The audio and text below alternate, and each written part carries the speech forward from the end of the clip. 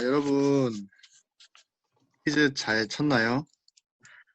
이번 퀴즈가 이제 여러 번 볼 텐데, 퀴즈를 실제로 기업쌤이 내주시는 퀴즈랑 되게 유사한 형태로 냈어요. 그래서 이런 문제들이 나온다는 거 미리 알아두면 좋을 거고, 그리고 또 복습도 많이 하면은 시험 볼 때도 도움이 많이 될 겁니다. 어, 바로 시작을 할게요. 1번부터. 1번 문제가 그 액션 포텐셜에 대한 기본적인 개념들을 정리하는 문제인데, 그래서 1번이 소문제가 좀 많죠. 그래서 나눠서 풀어볼게요. 우선 1-1번은 액션 포텐셜을 나타낸 AI의 그래프와 그리고 이제 톡친 Q에 의해서 떻게 뭔가 이상한 처리가 된 그런 그래프를 지금 두 개를 줬습니다. 그리고 이 두 그래프를 보고 어떤 멤브레인 프로테인이 톡친 독에 의해서 영향을 받았는지를 물어보는 건데, 뭐 간단하게 생각하면 일단 A는 액션 포텐셜이 일어난 거고 B는 액션 포텐셜로 올라가지 못하고 그레이디드 포텐셜이 되어버렸죠. 그러니까 그레이디드에서 액션 포텐셜로 이렇게 가게 해주는 프로틴인 볼테지 게이티드 소듐 채널이 작동을 하지 않았다고 볼 수 있겠죠. 그러니까 이 톡신 Q는 볼테지 게이티드 소듐 채널을 이제 이니빗하거나 뭐 어떻게 하는 그런 채널, 그런 톡신이라고 할 수 있겠습니다.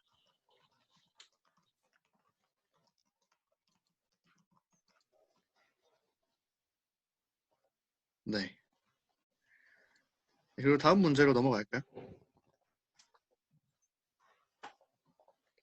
네, 1-2번은 이제 A에서 막전이가 최고점을 찍고 다시 내려오는 이유, 그리고 B에서는 왜 그런지 두 개를 비교해서 설명을 하라고 했는데, 이것도 정말 간단합니다. A 같은 경우에는 아까 보셨다시피 액션 포텐셜이기 때문에 마지막에 이제 플러스 30 정도의 막전을 찍고 나면 소듐 채널이 인액티베이션 되고, 그리고 추가적으로 포타슘 채널이 열리면서 결국 막전이가 감소하게 되죠. 그리고 반대로 이제 B 같은 경우에는 그레이디드 포텐셜이 점차 감소해서 다시 이제 다시 레스팅 포텐셜로 가는 방향인데, 이거 같은 경우에는 디퓨전이라고 할 수가 있습니다. 그 마이너스 70에서 마이너스 50으로 올라가는 정도의 기작에서는 소듐이 좀 들어오다가 그 들어온 소듐들에 의해서 액션 포텐셜로 올라가야 되는데 발생하지 못했기 때문에 그 이온들이 결국 이제 양쪽으로 디퓨전 되면서 포텐셜이 감소한다고 할 수 있겠죠.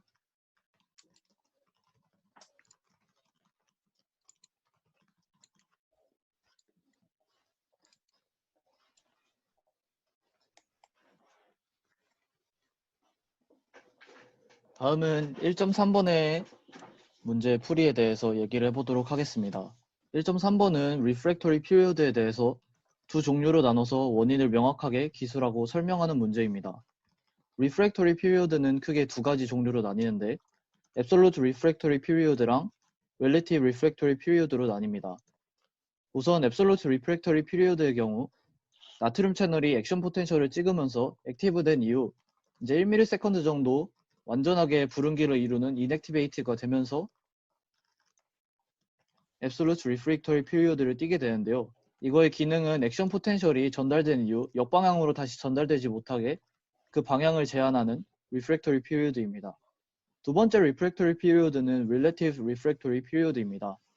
이제 막전이가 피크를 찍고 칼륨 채널이 열리면서 막전이가 재분극될 때 이제 막전이가 낮아지면서 휴지 막전이에 도달했음에도 칼륨 채널이 더 열려 있어서 과분극이 되는 그 아래까지 그래프가 내려오는 그 부분을 Relative Refractory Period라고 합니다. 액션 포텐셜 이후 휴지 막전이보다 낮은 막전이를 생성함으로써 기존보다 더 센 자극이 일어나야지만 다음 액션 포텐셜이 찍히도록 해서 자극의 크기가 클수록 프리퀀시, 즉 자극 액션 포텐셜의 빈도가 잦아질 수 있도록 그런 컨트롤을 하는 기능을 가진 Relative Refractory Period입니다. 그 다음에 1-4번을 볼 건데요. 1-4번에서 준서는 세포 산화를 촉진시키는 물질인 톡신 W에 대해서 연구하다가 톡신 W가 볼테지 게이티드 소듐 채널의 인액티베이션을 막을 수 있었다라고 했는데, 그래서 톡신 W가 각 리프랙터리 피리오드에 미친 영향에 대해서 설명을 하고 했습니다. 그래서 저희가 생각한, 그러니까 답안으로 나올 걸로 예상한 답안은 크게 두 가지 정도가 있겠는데요. 첫 번째는 absolute refractory period가 사라지고 refractory refractory period가 유지된다 혹은 없다 이 정도의 거를 생각을 했고 그 이유를 만약 그러니까 절대적 불응기의 원인이 소듐 채널 이넥티베이션인데 그 소듐 채널 이넥티베이션이 없기 때문이다 라고 생각을 했으면은 1점을 줄 거고요. 그리고 실제로 만약 할 거 같을 때, 할 때 나올 것 같은 거는 2번 정답인데, 이넥티베이션이 없으면은 액션 포텐셜 내에서 내려오는 부분이 없잖아요. 그렇기 때문에 두 불응기에 대해서 논하는 것이 어렵다. 혹은 없다. 혹은 무한대가 된다. 정도로 썼으면 2점을 줄 생각입니다. 그러니까 좀 차이점이 있다면은 1번은 액션 포텐셜이 유지되는 상태에서 인액티베이션이 없으니까 리프렉터리 피리오드가 특히나 절대적 앱솔루트 리프렉터리 피리오드가 사라진다고 했을 때 1점을 줄 거고 왜냐하면은 그 액션 포텐셜이 그대로 유지됐다고 생각했을 때에는 이게 맞는 아닙니까? 하지만 실제로 인액티베이션이 없으면은 원래 레스팅 포텐셜로 내려오기가 어렵기 때문에 논하는 것 자체가 불가능하다라는 거를 좀 깨달아 줬으면 해서 그거에 대해서 2점을 주기로 했고요. 그래서 이거 아니라 혹시 다른 답을 쓴 사람이 있어도 그 답의 타당성이 맞다면은 1점에서 2점을 충분히 부여할 생각이고 실제로 시험에서도 그러니까 특히나 이번에 오픈노트가 되면서 정답보다는 어떻게 서술하는지가 중요해진 시험이 되었으니까 박 교수 웬만하면은 틀려도 약간 서술이 맞으면은 점수를 주시는 타입이니까 좀 이런 문제, 답이 없어 보이는 문제에 대해서도 하는 연습이 필요할 것 같아서 이 문제를 넣었고요. 1.5번에서 톡신 W는 민기의 연구에 의해서 지금 W에 대한 정보가 두 개가 나왔죠. 이건 사실 더미 데이터나 마찬가지고 첫 번째가 소듐 채널의 인액티베이션을 막는 거고 두 번째가 볼테이지 게이티드 포타슘 채널의 활성을 막는다는 거잖아요. 그러면 지금 결국 W가 있을 때에는 볼테이지 게이티드 소듐 채널이 열리는 것만 가능한 거예요. 그러면은 결국 W를 처리했을 때 어떻게 될 것이냐라고 하면은 우리가 그림을 한번 그려보면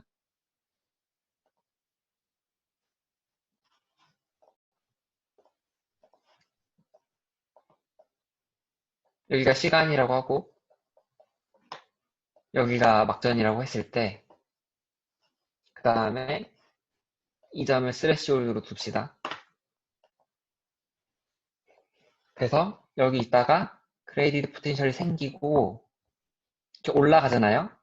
근데 여기서 인액티베이션이랑 포타슘 채널의 활성이 모두 막히면은 그건 곧 뭔 얘기냐면은 이 상태에서 계속 볼테이지 게이티드 소듐 채널이 열려 있을 수 있다는 얘기죠. 왜냐하면은 볼테이지는 이미 충분히 이 채널이 열릴 만큼 높고 그럼에도 불구하고 인액티베이션은 안 될 뿐더러 그에 대한 반대 극부인 포타슘 채널이 열리지도 못하니까 계속 높게 유지되어야 할 건데 그렇다고 해서 그러면 나트륨에만 퍼미어빌리티가 있어서 62로 유지가 되느냐?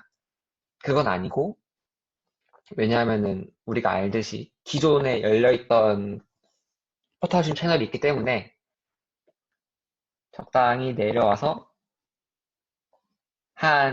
적당히 내려오는 것도 아니죠 사실 계속 올라갔다가 어느 정도 유지되는데 이게 62와 가깝게 된다 정도로 생각을 했으면은 아마 이걸 4점을 줄 거고요.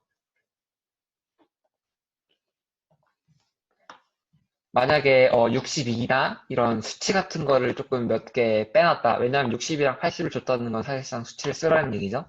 적당히.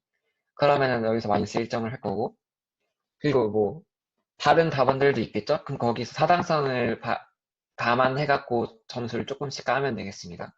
그래서 아무튼 저희가 원하는 답안은 대충 대충 이런 식으로 가는 그래프고 62보다는 확실히 아래여야 한다는 거 정도를 알아주시면 좋겠고, 그리고 그 이유도 잘 써야 되겠죠?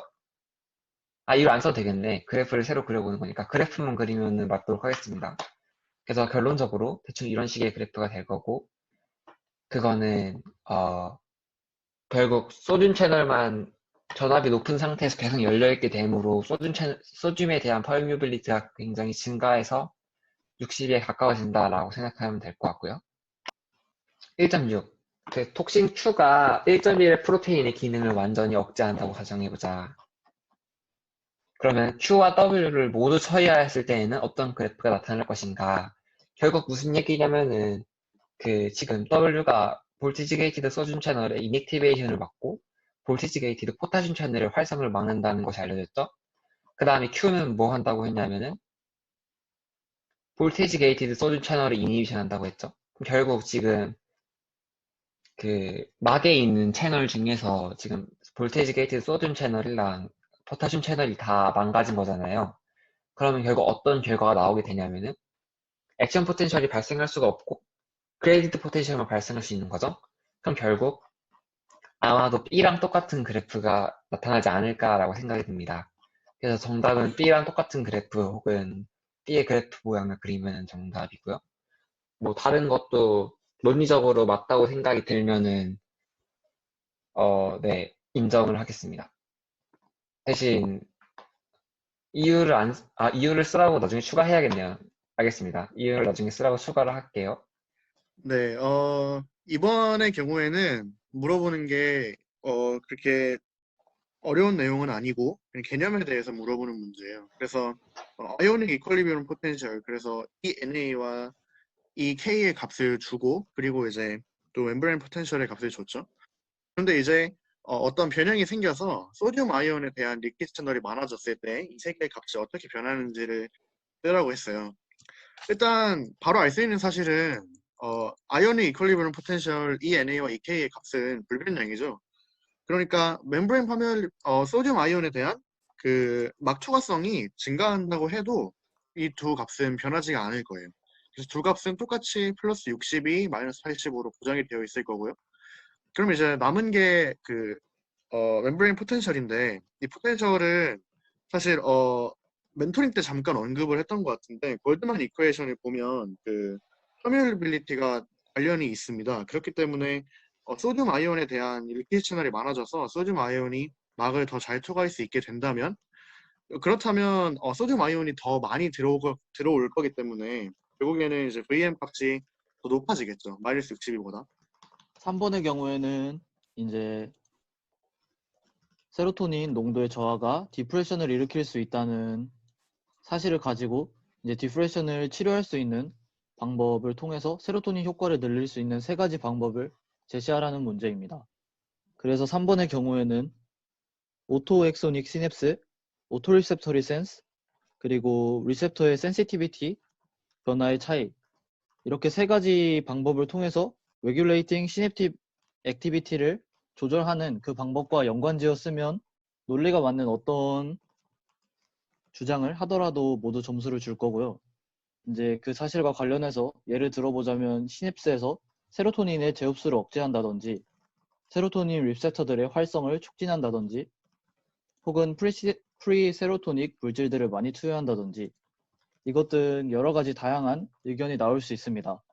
이건 실제로 저희 1년 전에 나온 퀴즈 문제인데요. 다양한 답안들이 나왔는데 다 논리만 맞았다면 선생님이 점수를 주셨습니다. 이상 3번까지 마치면서 저희 멘토링 퀴즈에 대한 강의 영상을 마무리하도록 하겠습니다. 이렇게 다양한 의견들이 나올 수 있으니까 여러분들도 굳이 여기 있는 답안이 아니더라도 논리적으로 괜찮다 싶으면 점수를 받을 수 있을 겁니다.